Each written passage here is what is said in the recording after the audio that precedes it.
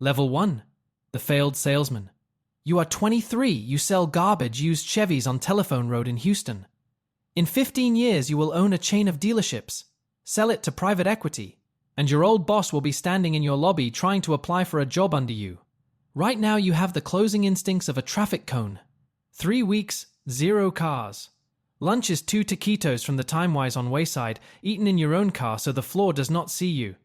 Your tie is a $14 clip-on, except the clip snapped in March, so it hangs off your collar on a single safety pin. Marcus, one of the salesmen in your area, moved 31 units last month. He wears a gold watch that is 100% an Invicta from the kiosk at Greenspoint Mall.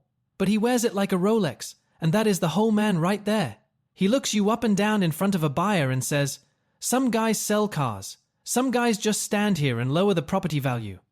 Then he flicks his business card off your chest. "Study a winner's card, kid." So you go work your own customer. A single mom terrified of a $6,000 Malibu with 140,000 miles. You do not pitch her. You tell her the truth. She trusts you. She is holding the pen. And Marcus slides in, calls her sweetheart, and steals the only deal you have had in a month. But somebody across the lot watched the whole thing. And what he says next is the reason you ever leave this place. Level 2. The rookie seller. "You got that woman to trust you in 4 minutes," the man says, catching you at the edge of the lot. Then you stood there and let a guy in a kiosk watch eat your lunch. His name is Sal. He owns a pre-owned luxury lot off the Southwest Freeway, and he was on Telephone Road shopping trade-ins when he saw the whole thing. "I can teach a guy to close," he says. "I cannot teach what you just did. Come sell cars people actually want." He hands you a real card, not flicked, handed. "Do this right, kid, and one day you are not selling the cars. You own the building they are sold in." 3 days later, you are on his floor in a tie that actually knots, surrounded by cars that cost more than the whole apartment complex you live in off Gulfgate. Certified pre-owned. A row of BMWs, a row of Benzes, and one Porsche nobody is allowed to touch or make eye contact with. You cannot tell a 3 Series from a 5 Series. You learn the badges in the bathroom between customers, whispering engine sizes to yourself like a man rehearsing an alibi. Your father spent 30 years flat rate in a service bay in Pasadena, under the refinery smell, fixing cars exactly like these for men who could buy 10 of him. He would laugh himself sick if he saw you in this tie. Your first month, you close a $48,000 5 Series. You stayed late, you followed up, you held the customer's hand through financing. Your commission check is $137. You sold a $48,000 car and made less than the porter who vacuumed the Cheetos out of it. Turns out there is something called the pack. A few $1,000s the store quietly skims off the back of every car before your commission even starts counting. The house eats first. Nobody tells you on day 1. They tell you on payday, which is exactly when it hurts the most. So you learn the hard way.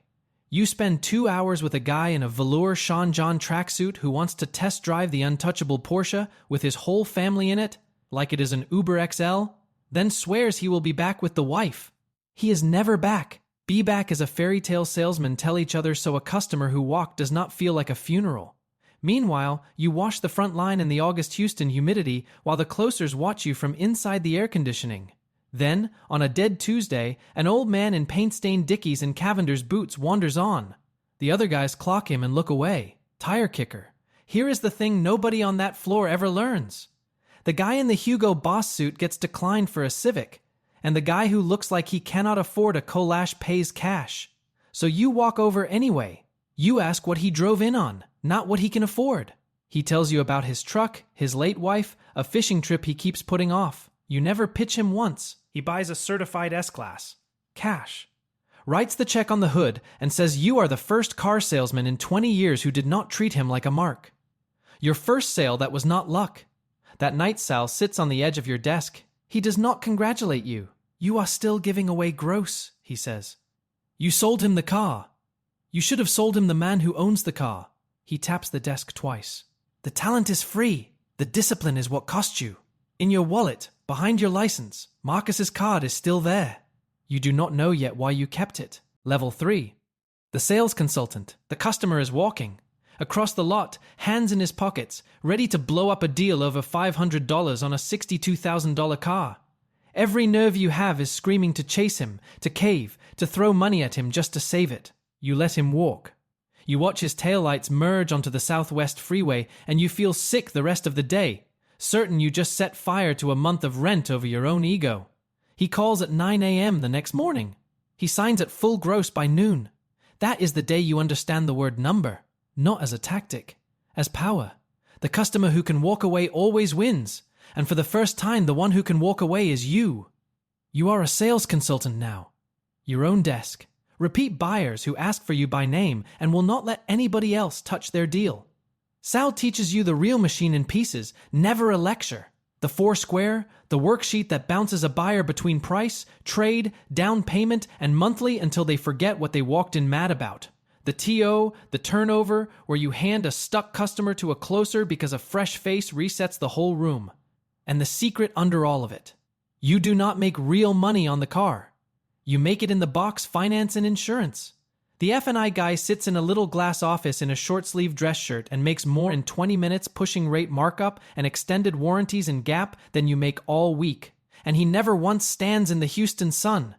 The metal gets the customer in the door. The box pays the mortgage. Nobody prints that on the recruiting flyer. One night, 3 Shiner box deep after the best month the store ever had, Sal points the bottle at you. I topped out, he says. 1 rooftop. Made peace with it years ago.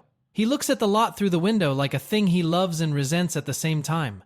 You have got the disease. You are going to own a row of these someday. Then a row of those. Then a row in a city you have never been to. He drinks. Do not tell me I did not warn you. You laugh. You think he is drunk. You do not know it yet, but he just described the rest of your life. That quarter you outsell the entire floor for the first time. You move more units and hold more gross per unit than men who have been doing this since you were in middle school. It gets noticed. A regional manager from a new car luxury rooftop on Post Oak, the kind of place Sal's lot feeds talent to and never gets back, slides his card across the bar at the dealer dinner. When you are ready for the big floor, he says, you call me. You take the card. You feel Sal watching you take it. Then, walking out, you see a name on that store's year-end event flyer. Marcus. Senior sales associate. New store, same kiosk watch, same swagger. You stand in the parking lot holding 2 cards now. His old one in your wallet, the new one in your hand. You finally have a floor where you can beat him. Level 4. The top seller. Heard they let anybody in now, Marcus says, before you have even set your coffee down on your first morning at the Post Oak store. Loud enough for the whole floor. He does not remember the single mom or the card he flicked at your chest. To him, you were never a person worth remembering. That is the part that makes this easy. You say nothing. You go to work. Marcus hunts the fresh-ups, every walk-in, every internet lead, smash and grab, close them today, or set them on fire. He is good at it. Genuinely, infuriatingly good. He can smell a cosigner from across the showroom. You build a book. You write down birthdays. You text people when their lease is up. You remember the orthodontist out in Sugar Land bought his daughter a 4 Series and that she turns 21 in March. You babysit one relationship for 2 years to sell 1 car, and that 1 car becomes 4, because that family never calls anybody but you. Marcus thinks you are soft. He starts telling people you give cars away, that your gross is garbage, that you only survive on volume. One afternoon he takes an up who asked for you by name at the front desk. Oh, he is busy. I will take care of you. And you lose the deal. And there is nothing you can do that does not make you look petty. The old word climbs back up your throat. Scenery. You swallow it. You go back to your book. Here is what Marcus never understood. The manufacturer does not just count units. They count CSI, the customer satisfaction surveys, and they pour bonus money on the salesmen whose customers come back. Marcus's customers never come back. They feel the smash and grab the second they hit the freeway, the way you feel a gas station taquito around hour 2. Yours come back for 15 years. Year end, the regional race posts on the board. The same kind of board where your name used to live at the very bottom on Telephone Road. Number 1. Your name. Volume and CSI both. Marcus is number 2 by a margin he will spend the next decade explaining away. They hang a plaque on the wall with your name engraved on it. You stand in front of it longer than you would admit. You think about a $14 clip-on tie and a safety pin. You do not smile. You just look at it. The win costs you, though. The floor used to be your team. Now you are the guy with his name on the wall, and the break room is quiet in a way it was not last year. Winning the floor means you stop belonging to it. Then ownership calls you upstairs. They do not want you selling anymore. They have watched your numbers, the way customers ask for you by name. They want you running the others, a desk, salary plus a cut of the whole store's gross. You say yes before you let yourself think about what you are giving up. The last deal you ever personally close, you do not even know is the last one. You shake a hand, you hand over keys, you walk to your new office. You will never sell another car with your own two hands. You just do not know that yet. Level 5, the sales manager. It is 8 p.m. on the 30th. There are 3 deals in the tower, and every one of them is upside down. You are the desk now. You do not sell cars. You sit behind the glass and say yes or no to the numbers your salesmen drag in, and tonight you are saying no, and they hate you for it. This is the job nobody warns you about. You spent years learning to make customers trust you, and now your entire day is killing the deals those customers want. You became the villain. There is a guy named you behind the glass that customers have never met, and he is ruining their whole Saturday. 12 egos report to you. 12 grown men, each one sure he is one deal away from your chair. You stopped closing customers and started managing the men who close them. And somewhere in there, the thing you actually loved, the moment a nervous buyer exhales and reaches for the pen, quietly walked out of your life. You did not notice the day it happened. There was a last close, and you did not know it was the last one. And now it is gone. Your life is units versus gross now, the stack rank. The factory stair-step money that only pays if you hit a number by the last day of the month, which turns every 30th into a knife fight in a Whataburger parking lot. Holdback. Floor plan aging. You speak a language your old self would not recognize, you are good at it, and it is hollow. And then there is Marcus. Because ownership kept the whole sales floor when they promoted you. Which means Marcus reports to you now. He hates it more than you could have designed. One night you short pay him on a deal where he buried the customer in back-end markup that is going to torch your CSI, and he walks into your office without knocking. You are really going to do this to me, he says. You! I was selling cars when you were scenery on Telephone Road. There it is, the word. He does not even remember he said it first. You have him. Right there. You could fire him on the spot in front of everyone, the exact way he humiliated you years ago. You have imagined it more times than you will admit, but you need his volume. The store needs his 30 units a month, even ugly. Letting your pride run the building would cost you the building, so you swallow it. All of it. You adjust the deal, you keep your CSI clean, you keep him on the floor. We are good, you tell him. He walks out thinking he won. You sit alone after. The power flipped. He answers to you now, and it tastes like nothing. You thought revenge would feel like a trophy. It feels like a tax. That is the night you understand that beating Marcus was never the prize. It was just the toll. A month later, the GM retires. 30 years, a gold watch of his own, a Kroger sheet cake in the break room nobody finishes. Ownership offers you his chair. The whole store. Sales, service, finance, parts. Every number in the building yours. It is more money than your father made in any 5 years of his life. It is also a cage you cannot see the bars of yet. You take it anyway. Level 6, the general manager. The letter from the manufacturer says the word audit, and your stomach drops before you finish the sentence. Warranty claims, 6 figures of them, flagged for review. If they decide the paperwork does not hold up, they claw it all back and paint a target on your rooftop that does not come off for years. You are the GM now. The whole store is yours, which means the whole problem is yours too. And running it teaches you the thing that rearranges everything you thought you understood about this business. The showroom is not where the money is. New car gross gets ground to nothing. Every customer walks in already knowing the invoice off their phone, so you fight to the death over $100 and a set of floor mats. The real money, the money that actually makes payroll, comes from the back. The service drive, the parts counter, fixed operations, oil changes and brake jobs, and the loyal customers who keep coming back for 15 years. You spent your whole career chasing the shiny thing on the showroom floor while the actual money was being made in the grimy garage out back. By guys in coveralls, exactly like your father. The joke writes itself. So you work the audit the way you used to work a deal. You pull every claim. You document every repair. You sit with the service director until 2 a.m. building the paper trail. When the factory representative flies in, you have an answer for every line. They drop it. The rooftop is clean. You saved it. That is the month a different kind of letter arrives, not a threat, an invitation. A private equity-backed auto group takes you to dinner at Pappas Brothers, steakhouse on Westamore. White tablecloth, a wine you cannot pronounce, two men in good suits who run 40 stores and want to know if you would run a region for them. And somewhere over the second course, the whole game finally shows you its face. These men have never sold a car in their lives. Half of them could not pop a hood with a YouTube tutorial. They own rooftops. They buy stores, fix the operations, and sell the group for a multiple of what the cars could ever earn. The salesman gets a commission. The GM gets a salary. The owner gets the building. And the man who owns a chain of buildings sells the whole thing one day and never has to clock into anyone's store again. Sal told you this? 3 beers deep? Years ago? A row of these, then a row of those in a city you have never been to. You thought he was drunk. You go home that night and you do not sleep. You start modeling what it would take to own, not run, own a store of your own.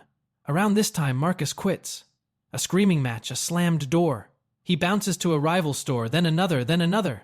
You hear about him the way you hear about the weather. He is a closer. He will be a closer at 60. He never learned the floor was the bottom of the building, not the top. You take his card out of your wallet and put it in your desk drawer. You are not done with it. You just do not need it on you anymore. 18 months later, you find a struggling rooftop down in Pearland, a motivated seller, an SBA loan officer who likes your numbers, and Sal, older now, retired since you left his lot, who writes you a check to come in as an investor for old time's sake. You sign your name on the line. Everything you have is now on it. Level 7. The dealership owner? The floor plan interest hits your account on the first of the month and you feel it like a punch. That is the part nobody tells you about owning the store.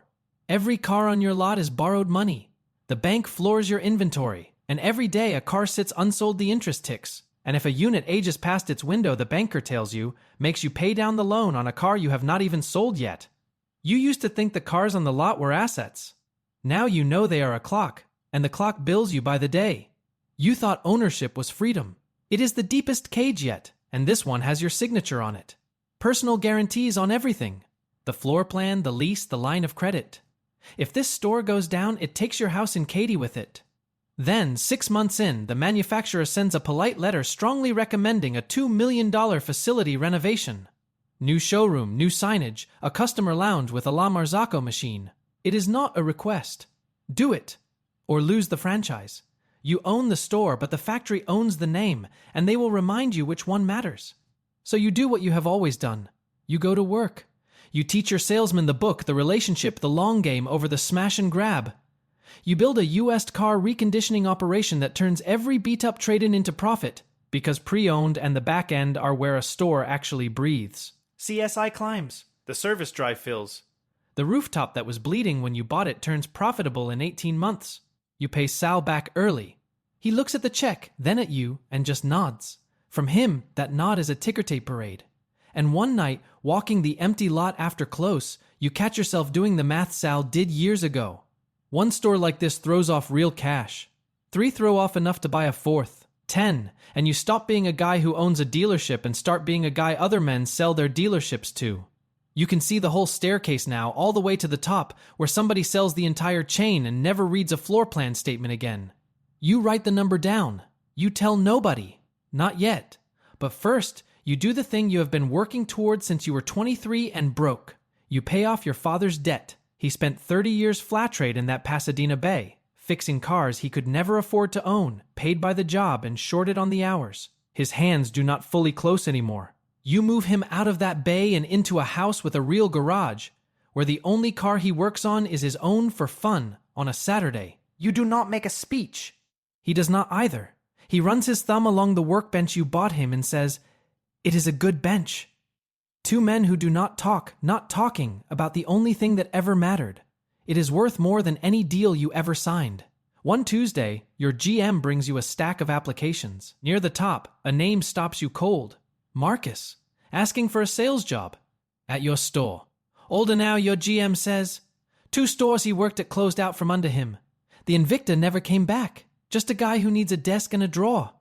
You hold the application a long time. You could hire him to watch him answer to your floor manager.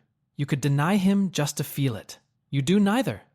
Not right now, you tell your GM, and you slide it into the drawer next to the old creased card. You are not ready to close that loop. You do not know why. Then a second rooftop comes up, distressed, cheap, a seller who needs out fast. You buy it. You are not a dealer anymore. You are about to become a group. Level 8. The chain owner.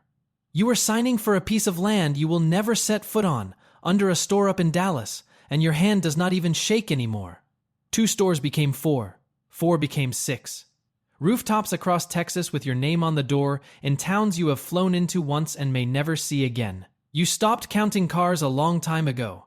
You count buildings now. And you learn the last secret, the one above all the others. You start buying the land under your dealerships. Franchises come and go.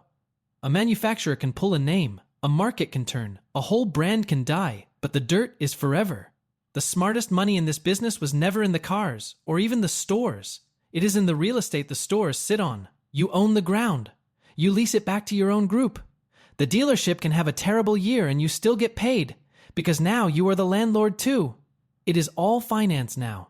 Blue sky multiples, what a store's name is worth on top of its assets. Aid points, where a manufacturer hands you a brand new franchise in a growing market.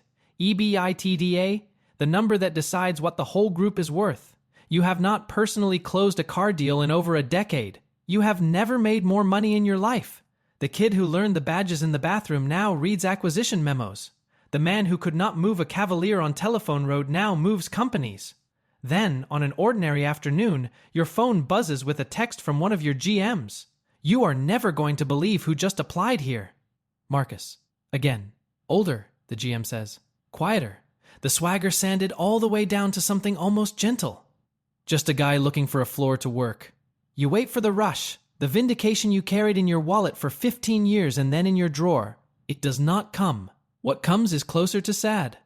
The man who called you scenery turned out to be exactly what he accused you of being, somebody who never made it off the floor. Beating him stopped meaning anything the day you realized he was never the competition. The business was. Tell him we will keep his application on file, you say. You do not even feel cruel. You feel tired. That is the season the circling starts. A private equity consolidator, the same kind of group that took you to Papa's Brothers years ago, starts asking around about your stores. And they are not the only ones at the table. A Houston Texans lineman who bought 3 exotics from your flagship wants to put money in. An actor who collects vintage Porsches and likes how you run things calls you direct. The people who used to be your customers want to be your partners now. You take meetings you would have valet-parked cars just to stand near 15 years ago. The consolidator finally puts a number on the table. 9 figures. Your name, your buildings, the thing you bled for sale at a price you cannot unhear. You sit with that number a long time. It is everything you ever wanted, written on one line. And the second you see it, you understand the real question underneath it is not about money at all. It is whether you will know who you are when your name comes off the buildings. You take the offer home. You do not sleep. Level 9. The automogul. The deal closed on a Thursday, and by the following Tuesday, you have nothing on your calendar for the first time in 15 years. You sold the group. 9 figures, with some equity rolled back in so your name stays on the buildings as the face of the thing. The Texans lineman and the actor are co-investors now, not customers. They text you at midnight about a car they want, and you text back like it is nothing, because it is nothing now. You got everything the kid with the clip-on tie wanted. The chain, the money, the table at Papa's Brothers without a reservation, the house in River Oaks, the respect. And the quiet you chased your whole life is sitting in the room with you, and it does not feel like a prize. It feels like a sentence with no exit clause, nothing to fight, nothing to fix, nobody saying no. You are an automogul. You do not know what to do on a Tuesday. Then your assistant says there is somebody in the lobby. No appointment. Says he knows you. Marcus. Older than you pictured. The watch is long gone. He sits across a desk bigger than the first apartment you ever rented, and he slides a single sheet of paper toward you. A resume. His whole career on one page, and it ends in the same place it started. The floor. I heard you might have something, he says. Quiet. No swagger left in it. I am a hell of a closer. Still am. I just need a shot. 15 years ago, he flicked a card off your chest and called you scenery. Now he has slid his life across your desk, and he is the one asking. You hold all the cards now. Every single one. You look at him a long second. You do not crush him. There is no version of that would feel like anything. Let me see what we have got, you say. And you mean it, and you do not. and he nods like a man who already knows the answer. After he leaves, you open the box in the corner you have been avoiding since you moved in. The $14 clip-on tie, the safety pin still hooked through it. Marcus's old business card, soft at the corners from 15 years in your wallet.